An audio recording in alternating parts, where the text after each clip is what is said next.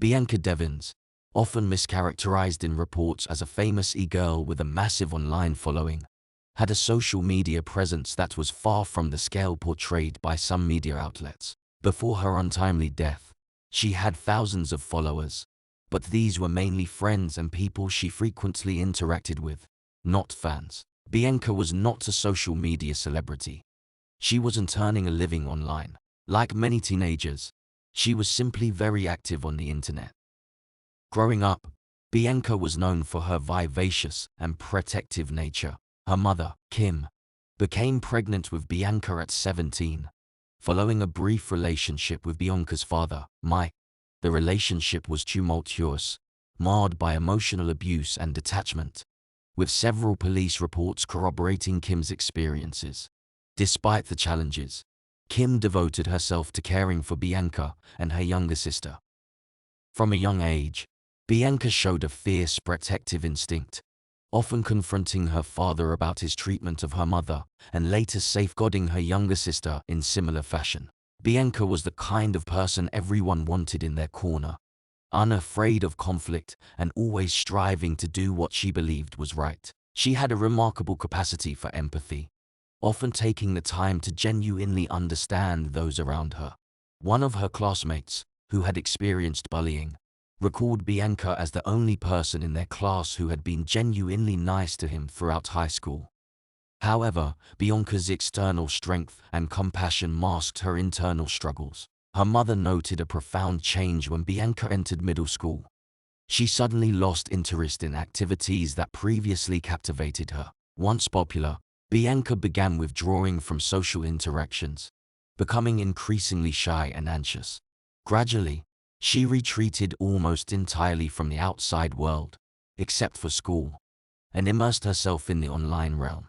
She developed a passion for anime, Minecraft, and meme culture, spending hours online and creating personas under various usernames like Switchblades, SKT, Oxycontin, and BGTFO.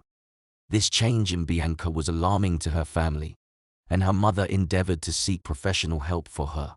Bianca's online life became a space where she could project an idealized version of herself, contrasting sharply with her real-life struggles and insecurities.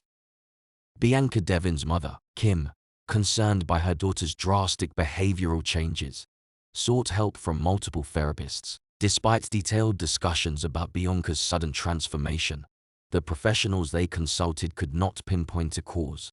They dismissed these changes as typical teenage issues, believing Bianca would eventually outgrow them. However, Bianca's behavior continued to cause worry. In high school, Bianca faced bullying. Standing at 5'10", with pale skin and interests that set her apart, such as anime and Japanese fashion, she was an easy target for bullies. This harassment found its way onto her social media, with anonymous posters leaving cruel comments about her appearance and encouraging self-harm. To those she did interact with, Bianca was seen as kind-hearted yet unpredictable. She often listened to others' problems but fabricated stories about herself, such as falsely claiming to be Jewish, autistic, Asian, or Cuban. These erratic behaviors were once again overlooked as mere teenage eccentricities.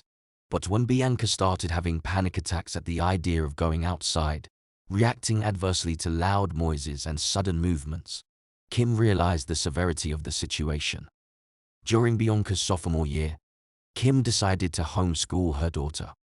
Bianca was eventually diagnosed with PTSD and borderline personality disorder, receiving treatment that significantly helped her. Bianca openly acknowledged her mental health struggles online. In response to an anonymous message criticizing her mental stability, she admitted to making bad decisions as a teenager but asserted she had improved. She expressed gratitude for supportive messages and acknowledged she was going through a difficult phase but had made progress. Removed from school, Bianca immersed herself further in the digital world, crafting idealized versions of herself across various online accounts. She sought to present not her real self, but who she aspired to be. This resulted in Bianca managing multiple accounts under different aliases, distancing herself from her reality. which she perceived as disappointing and unlovable. Bianca's digital persona became a refuge, albeit a complex one, reflecting her inner turmoil and desire for acceptance. Engaging with people under various fake personas in her mind left her feeling disappointed and unlovable in real life. She resorted to pretending to be different people as the only way to earn genuine affection from others. Some of these personas she created discussed topics like drug use, eating disorders, and self-harm, but it was unclear how much of these experiences were real or if she was merely role-playing. Bianca also faced severe bullying on these online accounts, with people dismissing her mental health struggles and labeling her as an attention-seeking sociopath. As she immersed herself deeper into online culture, things only worsened. It was during this period that Bianca discovered an anonymous image board community. Drawn by her appearance, youth, and the fact that she was one of the few women participating on the board, she quickly gained a small following of devoted men who became obsessed with her. In an interview concerning the circumstances of Bianca's murder, her friend Erica Rose, who also participated in the same online forums as Bianca, discussed Bianca's interactions with the men who followed her. Erica explained how Bianca displayed exceptional kindness toward these men, commonly referred to as obaters. These individuals became intensely fixated on the girls they followed to a degree that raised concerns, especially given the rarity of female participants on the forum. This fixation was particularly pronounced when the girls were underage and vulnerable to manipulation. These obaters, in their quest for attention or acknowledgement, would shower the girls with a range of gifts, from the innocuous, such as animals, clothing, or money, to the more troubling, like drugs. The underlying mindset was clear. The more elaborate and expensive the gift, the greater their expectation of receiving attention in return. This approach closely resembled the behavior of celebrity stalkers, who construct unrealistic, one-sided relationships with individuals they've never physically met. By building these false ideals of the person behind the screen, the obaters blurred the line between fantasy and reality, reducing the individual to an object that fits their imagined narrative. In some cases, the demands escalated, with obaters requesting explicit photos in exchange for their gifts. The dynamics of these interactions became increasingly skewed, tying the value of the gifts to an expectation of reciprocity. This behavior is akin to that of celebrity stalkers who believe in a personal relationship with someone they have never met. Such interactions distort the reality of the relationship, leading the individual to be perceived not as a person, but as an embodiment of the obater's preconceived notions. When these illusions of the girls shattered, things could become alarmingly dangerous, as the obater's disillusionment often led to intense and unpredictable reactions. At times, nudes of the girls would be leaked. At other times, they would be threatened with violence, in an extreme version of docking. One man, unrelated to this story, had threatened to call in a mass shooting threat to her school. The FBI had to be called in at this stage, a serious outcome, but lesser so than what happens in the very sad case of Bianca Devins. Bianca became enveloped in her online life, feeling seen and heard.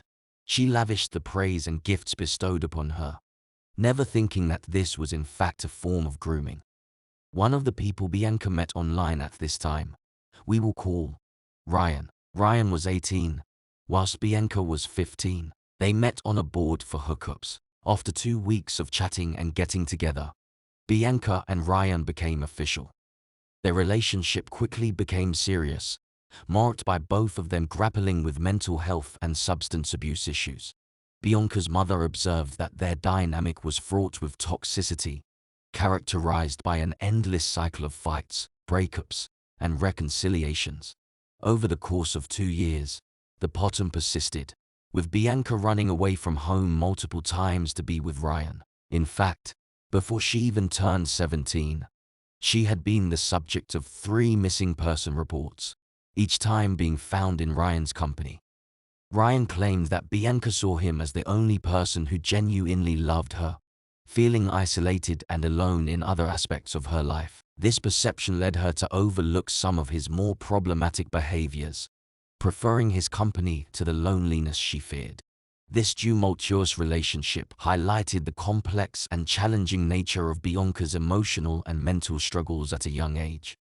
During one tumultuous fight and yet another breakup, Ryan posted videos of him and Bianca having sex online. Not only was the recording and uploading of this video unconsensual, but it was also classified as revenge porn and child porn, both criminal offenses. Ryan told Bianca that if she didn't drop the charges which her and her mother had laid against him, he would kill himself and leave a note blaming her. After much duress, Bianca told the police that she would no longer be pursuing legal action. Bianca's mother, Kim, furious with this turn of events, had Bianca fitted with an ankle monitor and placed under house arrest to prevent her daughter from seeing Ryan anymore. Bianca wasn't deterred, cutting off the ankle monitor to be with Ryan. As Bianca's mental health continued to decline, she was admitted to a mental health facility in Albany, New York. It was here that she made significant progress in her well-being. Reflecting on her journey and the support she received, Bianca expressed her gratitude in an Instagram post dedicated to Mother's Day. She acknowledged the support from her mother and stepmother, Kaylee, even when she couldn't physically be with them. Their daily calls and efforts to see her made a profound impact, helping her realize how fortunate she was to have their support. Bianca expressed her desire to make her family proud and her recognition of their importance in her life, regardless of where she would be in the future. Returning home in February 2019, Bianca's family noticed a remarkable improvement in her mental state. She showed renewed enthusiasm for studying psychology in college and rekindled connections with friends she previously thought disliked her. Her recovery seemed to set her on a path of positivity and growth. However, Bianca's life took a significant turn when she met Brandon Clark. This encounter marked the beginning of a new chapter in her story, one that would unfortunately lead to tragic consequences. Bianca's interactions with Brandon would soon become a pivotal aspect of her life, reshaping her journey in ways she could not have foreseen. Before delving into the story of Brandon Clark, it's crucial to understand his background, particularly the influence of his father, Jason. Jason Clark's actions and behavior played a significant role in shaping Brandon's life and, as it turns out, had disturbing parallels with Brandon's later actions. Jason Clark, Brandon's father, was involved in a harrowing incident in 2010. Believing his wife was unfaithful, Jason subjected her to a terrifying ordeal. He held her hostage for over 10 hours, during which he violently assaulted her and threatened her life with a butcher knife. The situation escalated from an accusation of infidelity to a full-blown attack. Jason's aggressive behavior included beating his wife, tearing a phone from the wall to prevent a call for help, and eventually barricading them in their home.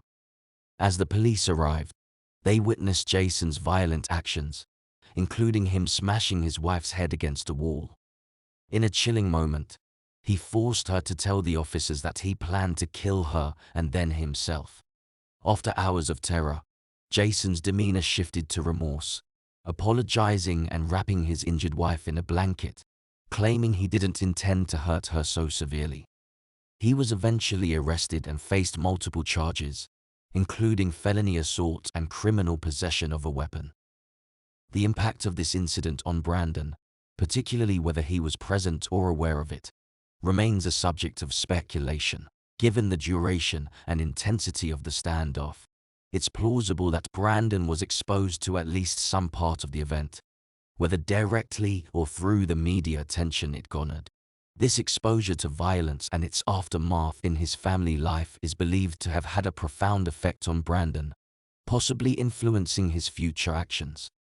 The similarities between Jason's actions and Brandon's later behavior have led many to theorize that Brandon was, in a way, replicating his father's actions. This tragic parallel suggests a cycle of violence and dysfunction within the family, casting a shadow over Brandon's upbringing and hinting at the underlying issues that may have contributed to his later choices. Brandon Clark's life story reveals a deeply troubled figure, a stark contrast to the fond recollections of Bianca Devins by her friends. Despite his parents' belief in their good parenting, Clark's background was fraught with difficulty. After his father had attacked his mother, Brandon had begun spending periods in foster care. Externally, Clark appeared to be a normal, somewhat geeky young man, effectively concealing his deeper issues. This veneer masked the more sinister facets of his character, which later became evident in his interactions, particularly with Bianca Devins. Clark had some dark desires, becoming obsessed sexually with young girls by the age of 16. Brandon would scour through Japanese media that featured young girls, and read thousands of manga comics featuring sexual drawings of young girls. When his friends saw his reading material and questioned him on it, he said he only enjoyed reading the comics. He was in no way interested in minors or real young girls. This turned out to be a farce. It was later found out that he had been texting and grooming a 12-year-old girl at this very time. He would frequently persuade her to share explicit images with him and repeatedly asked her to be his girlfriend. When confronted by his friends, yet again, he responded by saying, "Trust me, you're better off not being concerned about the things I do or think of doing because you won't like what you see." At this stage, his friends broke all communication with him, and unfortunately, never reported any of this to the authorities. Having mastered the art of grooming and attracting young girls, Bianca became his next mark. Brandon initiated contact on Instagram, and the pair soon formed a close relationship. At this time, Bianca was 17 and Brandon 21. She possessed an ideal combination of qualities: youth, a slender figure, and a sweet, trusting disposition, which drew him towards her. He lavished her with affection and attention, something she had longed for, having spent years interacting on the Fortune platform where genuine friendship was scarce. He made it a routine to comment on every post she shared, consistently praising her beauty and expressing his gratitude for having her in his life. Whenever she posted on her Instagram story, his direct messages would arrive within moments, and it felt as though he had seamlessly integrated himself into the fabric of her daily existence. Bianca was transparent with Brandon about her feelings, making it clear that she only regarded their relationship in platonic terms. She emphasized that she had no intentions of pursuing a romantic relationship, especially since she was preparing to start college in the upcoming fall. The prospect of a boyfriend did not align with the fresh chapter she was about to embark upon in her life. Although they had been intimate a few times before, Bianca firmly maintained her perspective that he was simply a friend. However, Brandon remained resolute in his determination to make her his girlfriend, to the point where he had already begun referring to himself as her boyfriend around her family. Upon meeting Brandon, Kim was immediately struck by his openness and honesty. He shared the hardships of his life with her, detailing the difficulties he had faced. However, he cautiously omitted his growing obsession with her daughter. After Bianca's troubling experience with Ryan, Brandon appeared to be a refreshing change. His actions, though methodical and pre-planned, were aimed at gaining Kim's trust. He hoped that by getting close to Kim, she would encourage Bianca to pursue a relationship with him. However, unknown to him, Kim did the exact opposite. While she trusted Brandon and believed him to be a decent person at the time, she recognized that his feelings towards Bianca were not reciprocated, and advised her daughter to be careful of not leading him on. Bianca assured her mother that he was aware that they were only friends, and it was under this assurance that when Bianca asked her mother if she could attend a live show, Nicole Dolangana, with Ryan, her mother agreed. It was during this same period that Bianca had met someone new, someone who she did develop romantic feelings towards. They had met on Discord, and had decided to meet in person at the Nicole Dolangana show in New York. Not wanting to upset Brandon, Bianca brought this up with him prior to the event.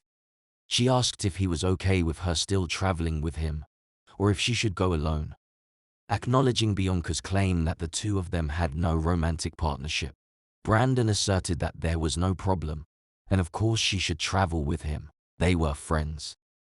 Following this conversation with Bianca, Brandon's online activity took a disturbing turn. He searched for how to locate the carotid artery and ways to immobilize a person. Subsequently, he equipped his car with a knife, rope, and a sizable tarp, hinting at malevolent plans. On the concert day, Brandon chillingly outlined a checklist on his phone.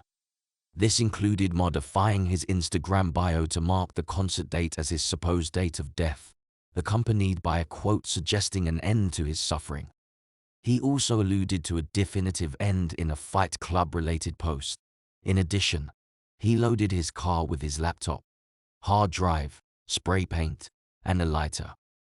It was the night of July 13, 2019 when Bianca and Brandon set off to New York for the show. Unaware of Brandon's sinister intentions, Bianca was thrilled about the concert, engaging with friends on Discord. At the concert she met the young man she had met on Discord, and the two shared a kiss. This deeply angered Brandon. Despite their earlier discussion, he was significantly upset by her actions, while Bianca remained blissfully unaware of the impending danger. After the concert, as they drove home, Bianca fell asleep in the car. Brandon disturbingly snapped a photo of her sleeping and uploaded it to his Instagram story with a threatening caption. He then drove to a remote spot near Bianca's high school. With Bianca still asleep, he took a knife from his car's trunk and started recording on his phone. Upon waking her, he confronted Bianca about the kiss with the other boy. Bianca apologized and clarified that they weren't in a relationship, reiterating her lack of romantic interest in him, a point they had previously discussed. The situation escalated rapidly. Brandon pulled out a knife and, as reported by those who viewed the video, he slit her throat. Bianca had no prior awareness of the impending danger and had no opportunity to defend herself or mount a resistance. Subsequently, Brandon turned off the camera momentarily, only to promptly resume recording, capturing her final breath. He went on to take photographs of her lifeless body. He then accessed his Discord account and uploaded a picture of her deceased body in his car, accompanied by the message, "Sorry, you're going to have to find somebody else," and shared those same photos on his Instagram with the caption, "I am so sorry, Bianca." Initially, people were perplexed by his posts. The graphic content was deeply unsettling, leading some to speculate that it might be a horrific joke or a shocking image from a movie meant to provoke a reaction. Those who were witnessing the bizarre and grisly events unfolding on social media began doing reverse image searches on the photos, hoping that they were stills from a movie or photo shoot. When questioned about the origin of the image, Brandon callously replied, "From my car, I was with Bianca, dumbass." Following this disturbing response, he instructed them to subscribe to PewDiePie, referencing a meme related to the subscriber race between PewDiePie and T-Series. This meme had gained notoriety due to its association with a previous individual who had live-streamed a violent incident. As people realized the gravity of the situation and that Brandon's remarks were not in jest, they contacted the authorities. However, law enforcement had no knowledge of Brandon's whereabouts at that time. The story began to gain momentum online, and Bianca's name quickly started trending, with individuals even posting images of her deceased body on Twitter and other social media platforms. At 7:30 am, Brandon called 911. He told the operator that he had just committed a murder-suicide. The murder was done, but he had to go because he now had to do the suicide part. During the call he was laughing and joking, still filming himself and obviously relishing in the online notoriety he was receiving. He had told the operator where he was and where their bodies could be found. In a shocking turn of events, Brandon Clark, after committing a heinous act, positioned himself on a tarp covering Bianca Devins' body, broadcasting this disturbing scene live to thousands on social media. Bystanders and online viewers watched in horror, uncertain of what he might do next. The situation escalated when police arrived at the scene, only to witness Clark attempting suicide. He placed a knife to his throat, but his efforts seemed half-hearted, as if he was deterred by the pain. Clark then took a disturbing selfie, showing his superficially wounded throat, and posted it with the caption "Ashes to Ashes" to his Instagram story. The officers on the scene were faced with an unpredictable and potentially dangerous situation.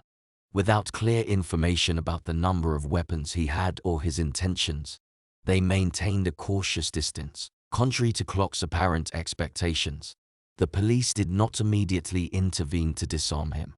Instead, they observed his actions, trying to assess the situation. When police inquired about Bianca's whereabouts, Clark's response was chilling and disrespectful. He indicated her location with a dismissive gesture, pointing to a visible clump of her hair protruding from the top. This moment highlighted the grim reality of the situation and the callousness of Clark's actions.